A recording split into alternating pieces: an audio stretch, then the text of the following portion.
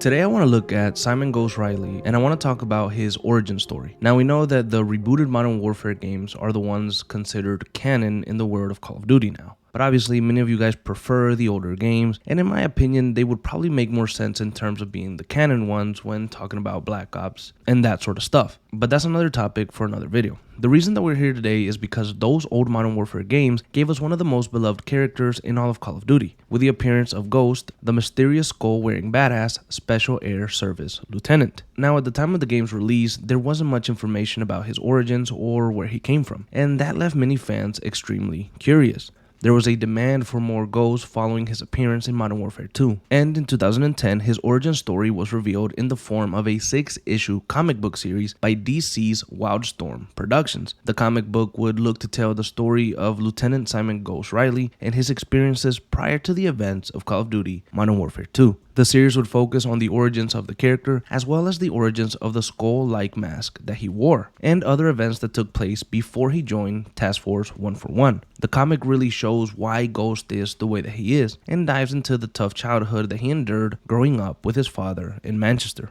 Apparently Ghost's dad was cruel and heartless, often cheating on his mother, and spent a lot of time being abusive to him and his older brother. Some of the cruelty detailed in the comics from the father was forcing a young Simon Riley to kiss a snake, and on another occasion when they stumbled upon the body of a dead prostitute, Simon's dad showed no remorse, and he even laughed at her. The comic series really makes you realize why Ghost became such a well-loved character many years ago. And now the reason that I wanted to make this video specifically is because one thing that I noticed when I published my Ghost story video months ago was that a few people commented on his early traumatic childhood, and they assumed that this comic origins was still canon to the story of the current Ghost iteration that we now have. Now, almost next to nothing is known about the rebooted Ghost, and I began to wonder if the origins used in these comics could still be relevant to the Ghost that we have now. That would make him more interesting and give us a better understanding of the character. I think what happened in his childhood in these comics could still be used, as no real specific dates were given. However, the full comics probably won't be all canon,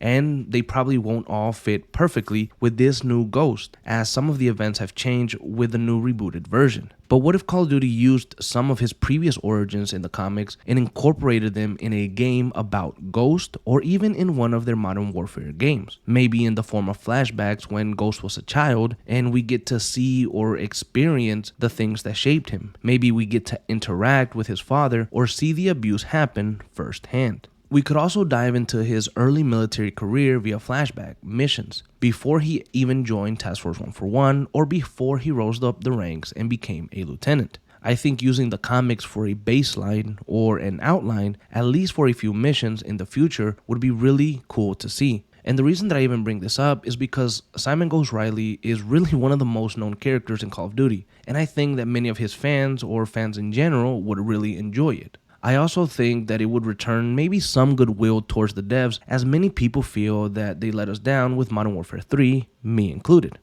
And because of their failure with Modern Warfare 3, even Simon Ghost Riley's status has taken a hit, with some more vocal fans calling him cringe or even emo.